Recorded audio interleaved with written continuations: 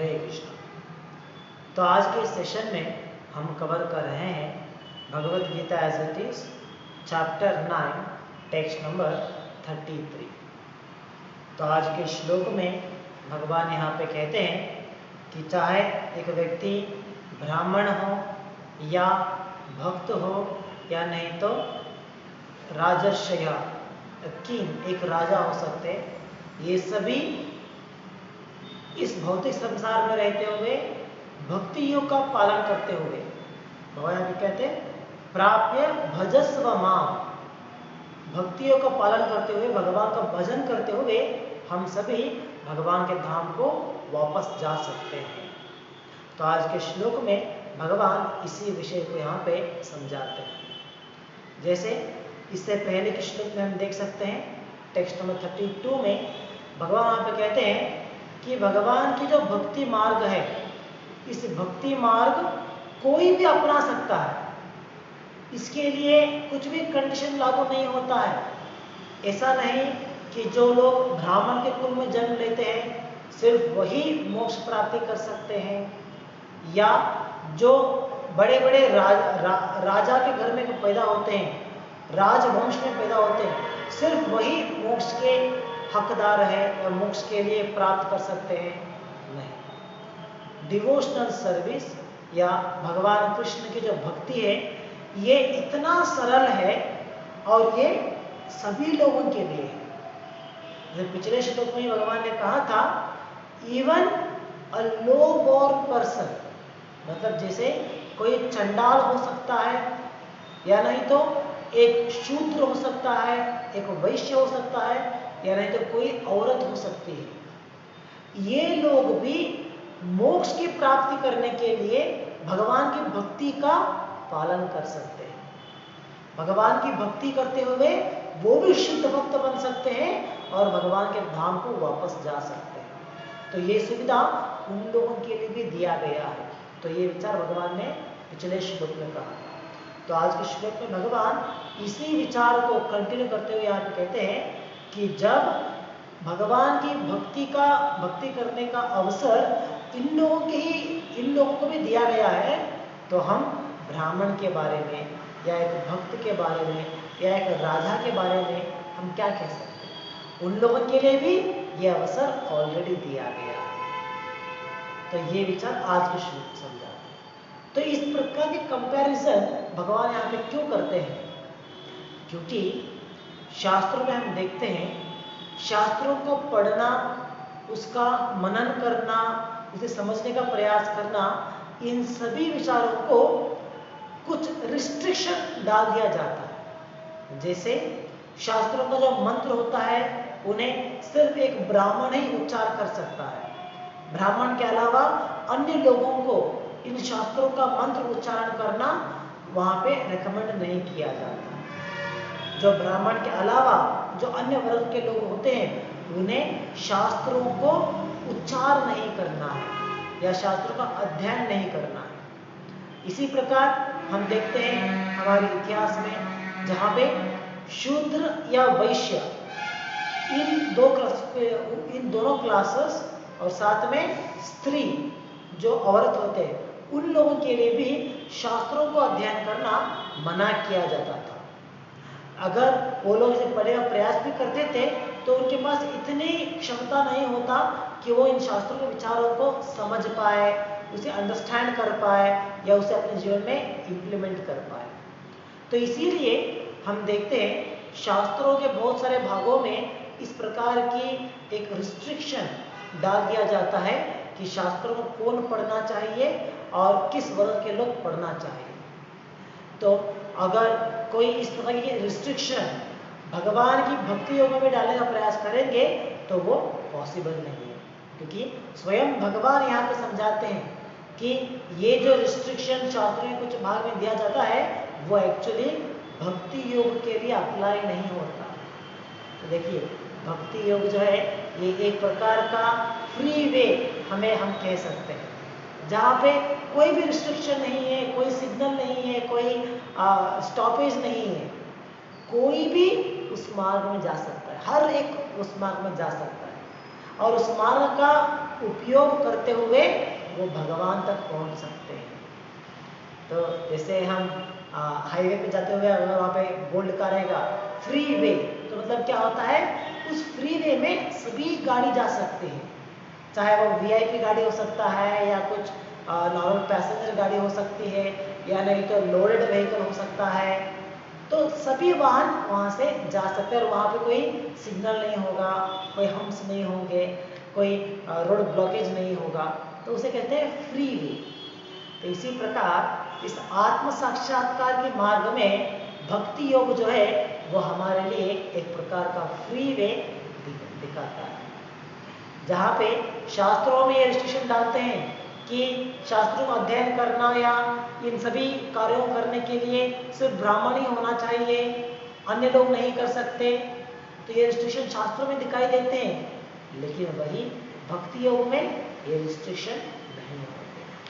चाहे वो स्त्री हो सकते हैं या शूद्र हो सकते हैं, वैश्य हो सकते हैं, ब्राह्मण हो सकते हैं, राजा हो सकते हैं, भक्त हो सकते हैं या अभक्त भी हो सकते हैं।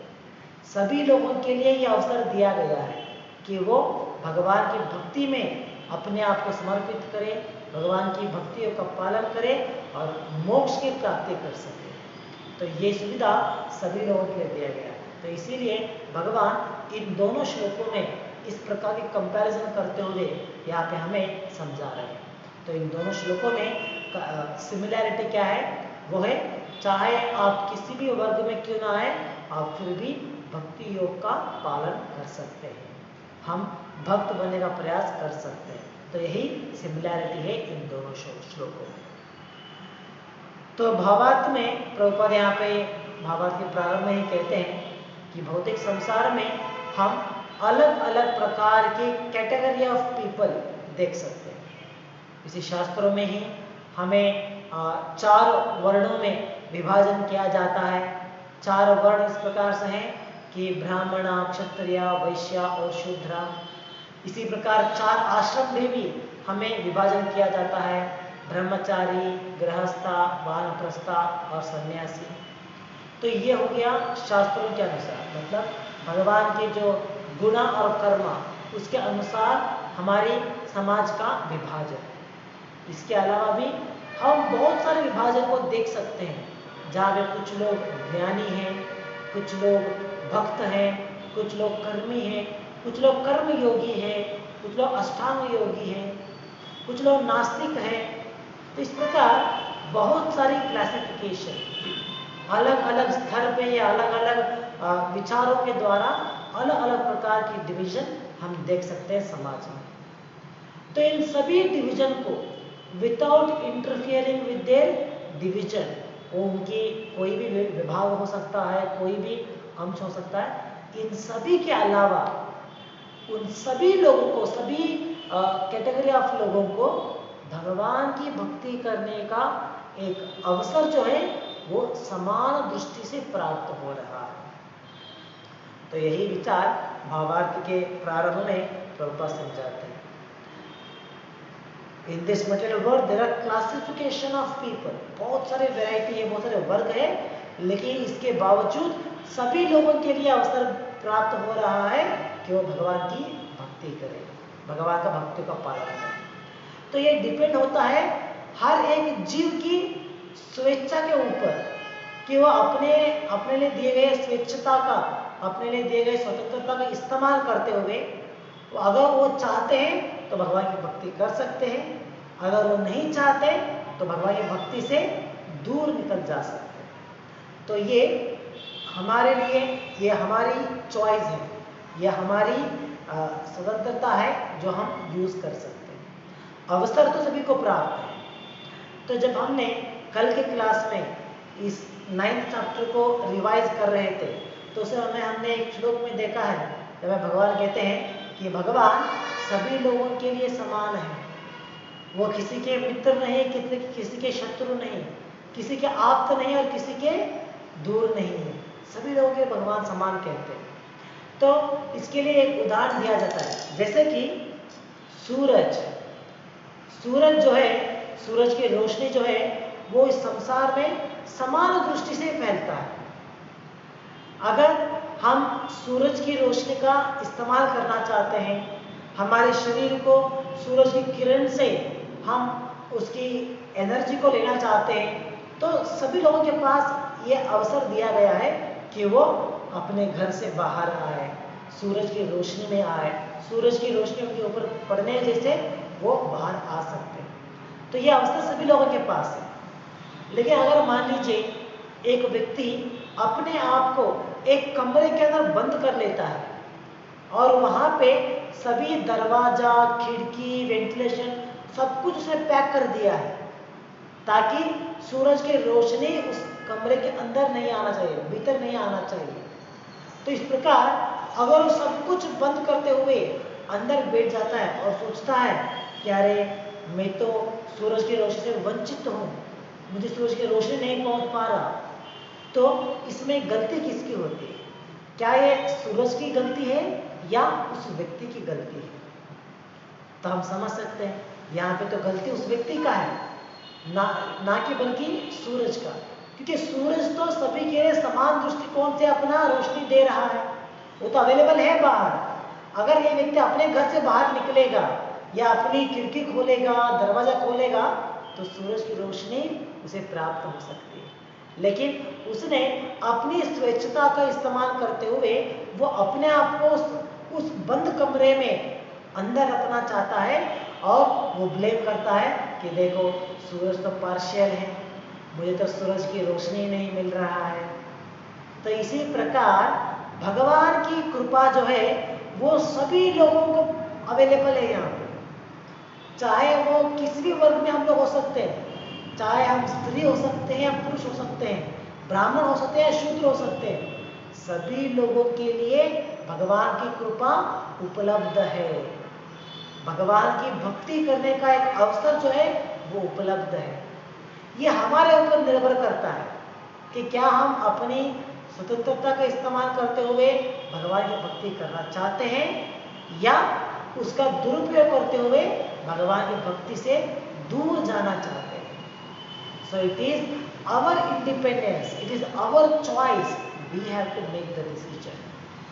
तो इसीलिए भगवान अपने स्तर में अगर हम देखेंगे, भगवान के स्तर से देखा जाए तो भगवान सभी लोगों के लिए समान है, he is equal to every living entities. तो इसीलिए यहाँ पे आज के श्लोक में भगवान कहते हैं कि चाहे एक व्यक्ति ब्राह्मण हो या भक्त हो या नहीं तो एक राजवंश में पैदा हुआ हो, वो सभी मेरे भक्ति करने के, वो सभी मेरे भक्ति कर सकते हैं, मेरे भक्ति का उपयोग वो लोग ले सकते हैं। तो इस प्रकार समझाते हुए भावार्थ में प्रभुपाद कहते हैं कि ये जो भौतिक संसार है, ये this is not an happy place to be live. ये संसार ऐसा स्थान नहीं है कि यहाँ पे हर एक व्यक्ति आराम से खुशी से बिताएगा अपना समय, नहीं। This place is a miserable place. ये स्थान जो है ये अलग अलग कठिनाइयों से भरा हुआ है और ये टेम्पररी भी है, ये कुछ भी यहाँ पे परमानेंट नहीं है, कुछ भी शाश्वत नहीं है। यहाँ पे सब कुछ अशाश्वत है, सब कुछ थोड़े समय के लिए यहाँ पे रहेगा। तो इस प्रकार ये विचार आज के श्लोक में भगवान समझाते हैं। जब हम स्टूडेंट्स को सेमिनार लेते हैं तो उस समय हम लोग उन्हें प्रश्न पूछते हैं, how many of you think that this place is a wonderful place और this place is a happiest place. तो बहुत लोग सोचते हैं कि हाँ ये समाज जो है या हमारी ये जो दुनिया है ये बहुत ही सुंदर जगह है, यहाँ पे बहुत ही खुशी से हम लोग रह सकते हैं। तो कुछ कहते हैं कि हाँ ये बहुत ही अच्छा जगह है और बहुत ही सुंदर जगह है जहाँ पे हम लोग अपना समय बिता सकते हैं। और कुछ लोग कहते हैं नहीं नहीं, यहाँ पे 50-50 है, यहाँ पे अच्छा भी 50% है और बुरा भी 50% है, यहाँ पे दोनों भी उपलब्ध है। Sometimes we are happy and sometimes we are sad. कुछ समय हम आनंद से रह सकते हैं और कुछ समय हम दुख से होते हैं। तो इस प्रकार कुछ लोगों का मानना है कि एक्चुअली हैप्पीएस्ट प्लेस नहीं है, बल्कि यहाँ पे 50-50 का रेशो चल रहा है। तो यहाँ पे आधा आनंद भी है और आधा दुख भी है। तो इस प्रकार लोग अपने अपने एक अंडरस्टैंडिंग को कहते हैं। हम देख सकते हैं कुछ लोग जब अपने अपने मोटिवेशनल सेशन लेते हैं तो अपने मोटिवेशनल सेशन में वो कहते हैं कि अगर हम मेहनत करेंगे, अगर हम लगन से काम करेंगे तो हम इस संसार को अति सुंदर स्थान बना सकते हैं। We can make it in a heaven। जैसे कहते हैं ना, अगर हम अच्छे से काम करेंगे तो हम इसे स्वर्ग बना सकते हैं। तो इसे स्वर्ग बनाने के लिए हमें क्या चाहिए? हम सभी को मिलजुल के कठिन से काम करना होगा, अपना परिश्रम लगाना होगा, मेहनत करना होगा, तो हम ये स्वर्ग बना सकते हैं। तो इस प्रकार लोग अपनी मोटिवेशनल स्पीच में इस दुनिया के बारे में इस प्रकार की बातें करते हैं। लेकिन हम देख सकते हैं भगवत गीता में स्वयं भगवान कृष्ण जो इस सृष्टि के निर्माण करता है, जिन्होंने इस संसार को बनाया है, जो इस सृष्टि के रचनाकार है, स्वयं वो इस दुनिया के बारे में क्या कहते हैं, ये विचार भगवत गीता में हम देख सकते हैं। क्योंकि भगवान कृष्ण के जो स्टेटमेंट है ये बहुत ही इंपॉर्टेंट है।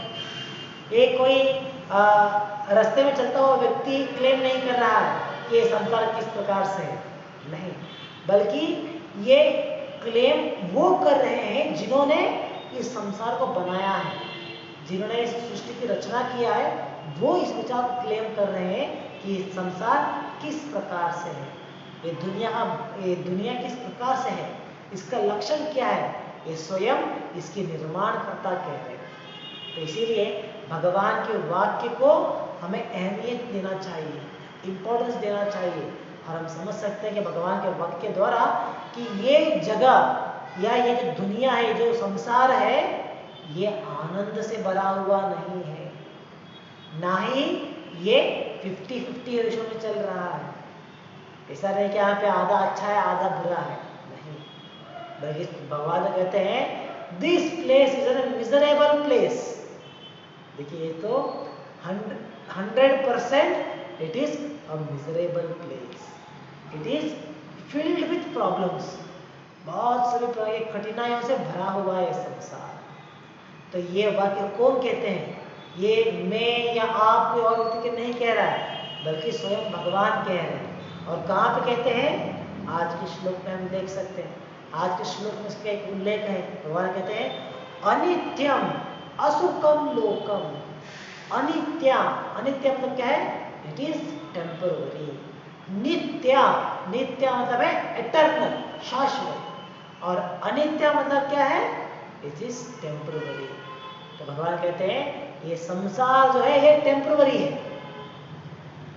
हमने इस 9th चैप्टर में देखा है, भगवान यहाँ पे कहा था कि इस पूरे संसार जो है वो पुनः पुनः रचना होती है और पुनः पुनः इसका विनाश भी होता है।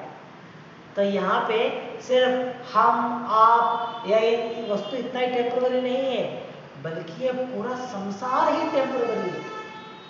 यहाँ पे हर एक युग के अंत में प्रलय होता है, हर एक समय समय पे यहाँ पे प्रलय होता रहता है, और जब प्रलय होती है तो सब कुछ विनाश हो जाता है, सब कुछ भगवान के शरीर के अंदर दाखिल हो जाता है।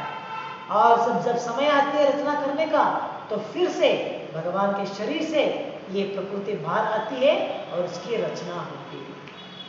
तो इस प्रकार यहाँ पे सिर्फ मैं आप और सिर्फ हम लोग उतना ही टेम्पररी नहीं है, बल्कि ये पूरा संसार ही टेम्पररी है। तो इसीलिए भगवान कहते हैं अनित्यम, this material world is temporary. और कोई सोचेगा चलो टेम्पररी ही सही, थोड़ा समय के लिए हम जिएंगे ना, चलो थोड़ा समय के लिए आराम से मजे से जिएंगे, एंजॉय करेंगे अपना लाइफ को, तो जितना समय बचा उतना समय हम लोग एंजॉय करेंगे। तो बहुत लोग में विचार होता है, इसलिए लोग कहते हैं ना, अरे किसने देखा है कल क्या होगा, हम कितना साल जीने वाले हैं, बहुत कम समय जिएंगे, क्यों चिंता करना है, चलो मजा करेंगे, आराम से एंजॉय करेंगे। ये लोगों की विचार होती है। अगर आप भौतिक वर्ग में देखेंगे तो भौतिक लोग यही विचार करते हैं, ईट स्लीप एंड बी मेरी, किसने कल देखा है? कल क्या होगा किसको मालूम है? तो आज हमारे पास समय है तो चलो एंजॉय करो, जो खाना चाहिए वो खाओ, जो पीना है वो पियो, जिस प्रकार से जीवन को ऐश करना है तो उस पर से ऐश करो। तो इस प्रकार के विचार हम इस आधुनिक जीवन में देख सकते हैं। लेकिन तो अगर एक व्यक्ति इस चीज़ को समझते हुए कि आप सब कुछ टेम्पररी है, तो जितना समय उतना समय हम लोग एंजॉय करेंगे सोचेंगे, तो वो सबसे बड़े मूर्ख हैं। ये भगवान कहते हैं कि ये टेम्पररी तो है, अनित्य है, और उसके साथ साथ ये क्या है? असुखम लोकम। यहाँ पे सुख की कोई रेखा ही नहीं दिखाई देता, सुख की कोई सीमा ही नहीं दिखाई देता। ये तो असुखम लोका है। यहाँ पे फुल ऑफ मिजरीज, कष्ट से भरा हुआ है, डिफिकल्टी से भरा हुआ है, दुख से भरा हुआ है। अगर कोई सोचेगा चलो थोड़ा समय बचा है, थोड़ा समय हम लोग एंजॉय करेंगे, तो वहाँ पे एंजॉय करने के लिए कुछ सुख प्राप्त नहीं होगा। चाहे एक व्यक्ति कितना भी प्रयास क्यों ना करे अपने आप को सुखी रखने के लिए, एंजॉय करने के लिए, वो क्या होता है? थोड़ा समय के लिए वो आनंद से रह सकता है, लेकिन बाद में पुनः उसे दुख झेलना पड़ता है, अपने आप को कष्ट को भोगना पड़ता है, शरीर को क्लेश भोगना पड़ता है, या अपनी मानसिक क्लेश भोगना पड़ता है। तो इस प्रकार एक व्यक्ति चाहे कितना भी प्रयास क्यों ना करे कि इस टेम्पोररी दुनिया में मजे से रहने के लिए, वो पॉसिबल नहीं है। He has to face difficulties, he has to face sadness, morose, ये सब कुछ उसे दिखाई देता है, क्योंकि ये संसार बनाया गया है इस प्रकार से कि यहाँ पे सुख नहीं मिलेगा और यहाँ पे कुछ भी शाश्वत नहीं रहेगा। यहाँ पे दुख से भरा हुआ है और सब कुछ टेम्पररी है। वो दुख भी टेम्पररी है, हमारा जीवन भी टेम्पररी है, और ये पूरा संसार भी टेम्पररी है। तो इसीलिए भगवान आज के श्लोक में इस संसार के बारे में हमें समझाते हैं। तो इसी प्रकार का एक विचार भगवान भगवद गीता के दूसरे श्लोक में कहते हैं। तो भगवान इसी विचार को कहते हैं कि ये दिस प्लेस इज ना मिजरेबल प्लेस। तो यही विचार अगर अलग श्लोक में भी भगवान इसकी पुष्टि करते हैं।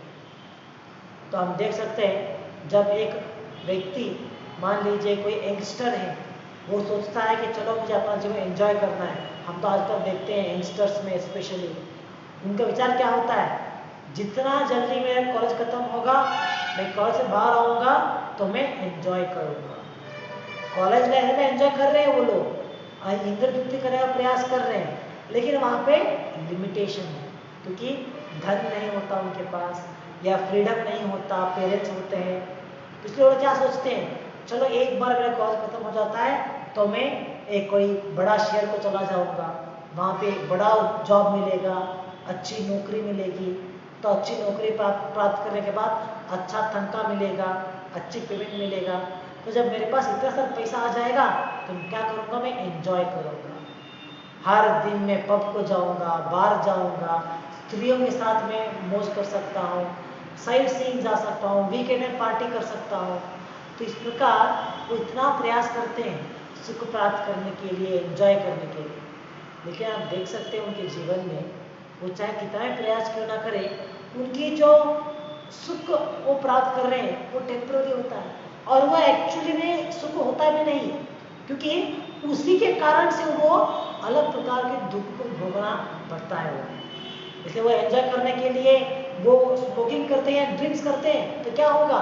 उसके कारण से, उनके वजह से उनका शरीर दुर्बल हो जाता है, उनके शरीर में बीमारी पकड़ जाते हैं।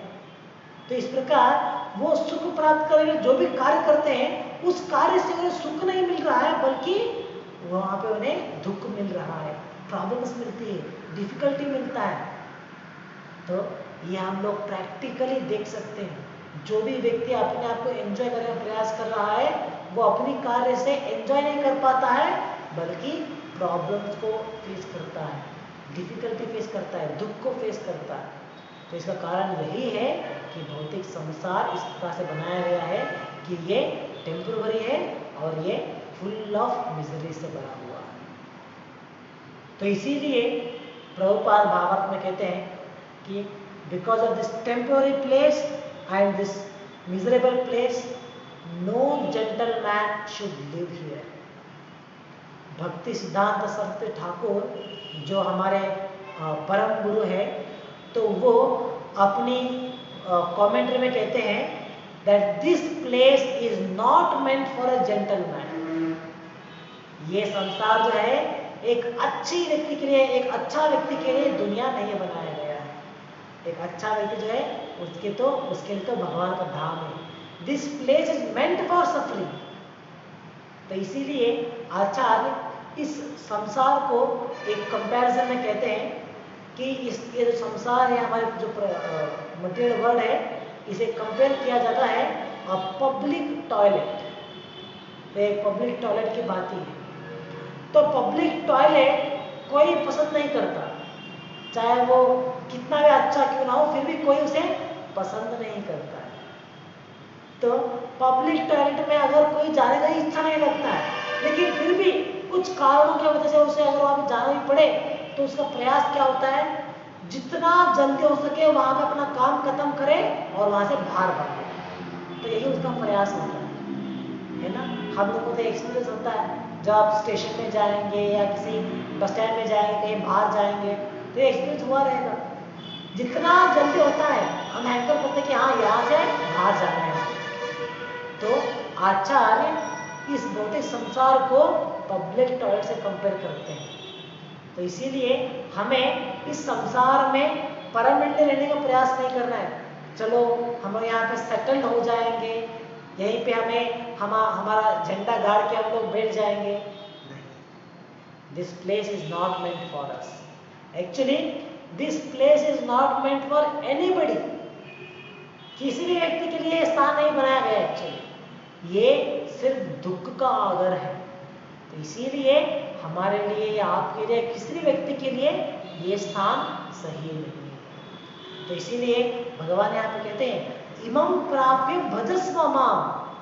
तो ये प्लेस आप लोगों के लिए नहीं है, चाहे आप ब्राह्मण हो, शूद्र हो, वैश्य हो, स्त्री हो, पुरुष हो, कोई भी हो, ये जगह आपके लिए नहीं है।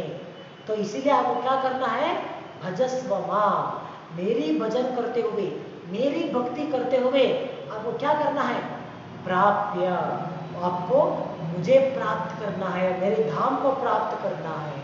आपको वहां पे वापस आना चाहिए, क्योंकि भगवान का धाम जो है वो परमानेंट रेसिडेंस है। जो इस संसार के बारे में आपको कहा गया है, इसके अपोजिट है भगवान का धाम। यहाँ पे ये संसार जो है ये अनित्य है, टेम्पररी है, लेकिन भगवान का धाम क्या है, it is a permanent place, it is eternal. उसका कभी नाश नहीं होता, रचना नहीं होता, वहां पे इसका मरण भी नहीं होता है। सभी लोग वहां पे शाश्वत हैं, ऐसे ही लाइफ लॉन्ग वैसे ही रहेंगे। तो ये भगवान का धाम है। और इस संसार को यहाँ पे कहा जाता है असुखम लोका, यहाँ पे मिजरी से भरा हुआ है, लेकिन भगवान का धाम जो है it is filled with enjoyment, pleasure, आनंदमयो अभ्यास, आनंद से भरा हुआ है। इतनी सुख है वहां पे कि हर एक जीव वहां पे आनंद से भरा हुआ है, कि दुख या किसी तरह की डिफिकल्टी वहां पे होती ही नहीं, एग्जिस्ट ही नहीं करता। सिर्फ सुख ही सुख है।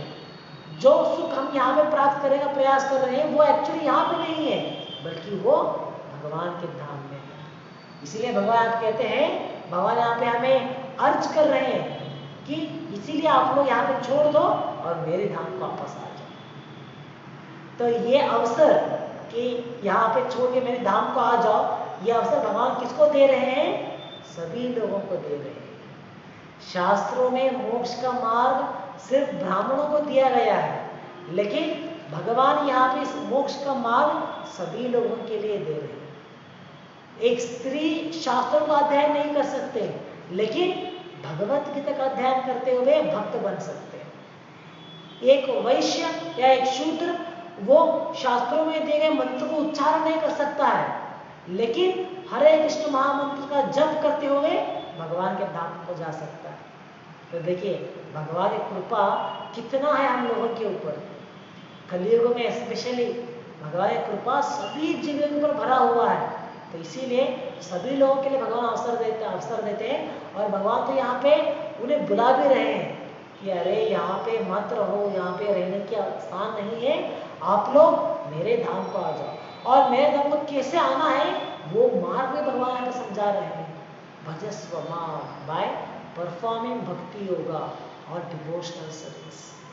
तो इस 9th चैप्टर में जो अति गुह्यतम ज्ञान कहा गया है, तो हम यहाँ पे देख सकते हैं इस 9th चैप्टर में भगवान की भक्तियों के बारे में कितना महत्वपूर्ण से विचार दिए गए हैं। तो इसीलिए हमें जो अवसर प्राप्त हुआ है भगवान के धाम को जाने का या भगवान की इस संसार से मुक्त होने का, इस अवसर का हमें सही प्रकार से इस्तेमाल करना चाहिए। Then we have to become a devotees, शुद्ध भक्त बनने का प्रयास करना है। तो भावार्थ में आगे प्रभुपाद कहते हैं कि कुछ लोग कहते हैं, जैसे मायावादी का विचार होता है कि ये संसार जो है ये फॉल्स है, ये माया है एक्चुअली।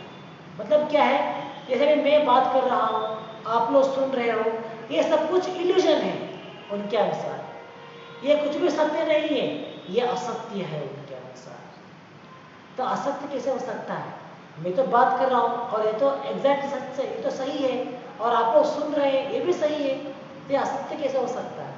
तो इसीलिए ये जो मायावादी का थ्योरी है, मायावादी का जो अंडरस्टैंडिंग है कि ये भौतिक संसार असत्य है, ये शास्त्रों में या वैष्णव आचार्य इसे पुष्टि नहीं करते हैं, बल्कि कहते हैं कि भौतिक संसार जो है वो असत्य नहीं है, वो सत्य है, लेकिन वो टेम्पररी है। ये भौतिक संसार सत्य है, ये एग्जिस्ट करता है, मैं बात कर रहा हूँ, आप लोग सुन रहे हो, ऐसा कुछ हो रहा है अभी। ये ऐसा नहीं है कि इल्यूजन है, कुछ भी नहीं है एक्चुअली। इल्यूजन में हम लोग, जैसे हम लोग स्वप्न में देखते हैं ना, स्वप्न में कुछ भी नहीं होता एक्चुअली, हम लोग हमें इमेजिन करते रहते हैं, हाँ शेर आ गया, मैं हवा में उड़ रहा हूँ, मैं पानी में तैर रहा हूँ, इस बात से हम लोग इमेजिन करते हैं वहाँ पर।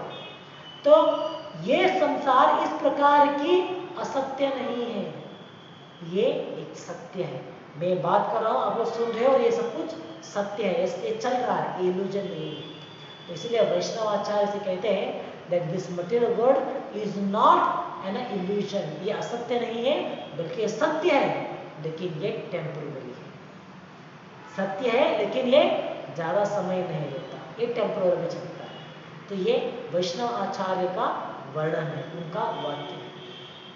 तो भावार्थ की अगली भाग में हम देख सकते हैं, प्रभुपाद कहते हैं अर्जुन तो राजवंश में पैदा हुए थे, वो तो राजा थे। तो being born in a kshatriya field, in a kshatriya classification, एक क्षत्रिय होने के बावजूद भगवान ने कहते हैं कि अर्जुन तुम्हें भी प्रयास करना है कि भगवान के धाम को वापस आने के लिए। कुछ लोग सोचते हैं कि हाँ हमारे जीवन में इतना मुश्किल चल रहा है, हमारे पास इतना धन नहीं है, दौलत नहीं है, या हमारे पास इतना ऐश्वर्य नहीं है, तो बहुत मुश्किल चल रहा है, तो इसीलिए हमें बाबा के धाम को जाने का प्रयास करना है, क्योंकि हमें यहाँ पे एंजॉय करने के लिए धन नहीं है, तो इसीलिए बाबा के धाम को जाना है। तो कुछ लोग सोचते हैं अगर जो करोड़पति होंगे, जो मिलियनर होंगे, तो वो तो कुछ भी प्रयास नहीं करना चाहिए उन्हें बाबा के धाम को जाने के लिए, कि उनके पास सब कुछ है, यहाँ पे पैसा है, दौलत है, तो वो भगवान के धाम को जाने का क्यों प्रयास करेंगे? They can live very happy life here. तो इस प्रकार से लोग सोचते हैं कि यहाँ पे भौतिक संसार में रहने के लिए या भौतिक संसार में मजे करने के लिए सिर्फ हमें धन की जरूरत है। अगर हमारे पास धन होता तो सब कुछ हम लोग प्राप्त कर सकते थे यहाँ पे, और इसके कारण भगवान के धाम को जाने का आवश्यकता भी नहीं पड़ता। तो ये कुछ लोगों का विचार होता है। इसीलिए तो लोग कहते हैं ना कि प्रभु हमारे पास सब कुछ है, सिर्फ पैसों की कमी है। देखो अगर मेरे पास थोड़ा बहुत पैसा होता तो मैं आराम से अपना जीवन निभाता, तो मैं बड़े आराम से बड़े एंजॉय करते हुए अपना जीवन चला करता मैं। तो इस तरह से लोग कहते हैं, लेकिन एक्चुअली सही नहीं है। चाहे हमारे पास धन हो या ना हो, फिर भी ये स्थान हमारे लिए सही नहीं है। तो इसीलिए यहाँ पे हम देख सकते हैं अर्जुन जो इतने बड़े महाराज थे, इतने बड़े राजवंश में जन्म लिया था, तो इनके पास तो इतनी सारी दौलत था, इतनी संपत्ति था, इतना ऐश्वर्य था। तो भगवान ये नहीं कह रहे कि अर्जुन तुम्हारे पास सब कुछ है, यह करके आराम से एंजॉय करो, जिनके पास नहीं है आप लोग मेरे धाम को आ जाओ। नहीं, बल्कि भगवान तो कहते हैं यहाँ पे, आप देख सकते हैं यहाँ पे बाबा के प्रभुपाद उससे कहते हैं, take to my devotional service and come quickly back to God and back home. तो अर्जुन तुम बड़े राजा हो सकते हो, तुम्हारे पास सारी संपत्ति हो सकती है, इसका मतलब ये नहीं कि तुम्हें यहाँ पे एंजॉय करना है। एवरीथिंग यू शुड क्विट, तुम्हें सब कुछ छोड़ना है और मेरे धाम को आने का प्रयास करना चाहिए। तो इस प्रकार हम हर एक व्यक्ति को इस प्रकार के प्रयास करना चाहिए भगवान के धाम को जाने के लिए। और भगवान के धाम को जाने का जो प्रयास है वो भक्ति योग के द्वारा ही हो सकता है। तो आगे प्रभुपाद कहते हैं, no one should remain in this temporary world full as it is with miseries. Everyone should attach himself to the bosom of the Supreme Person of Godhead so that he can be eternally happy. तो भौतिक संसार किसी के लिए नहीं बनाया गया, तो कोई भी यहाँ पे सेटल डाउन होने का प्रयास नहीं करना चाहिए। हम सभी को प्रयास करना है भगवान के धाम को जाने का।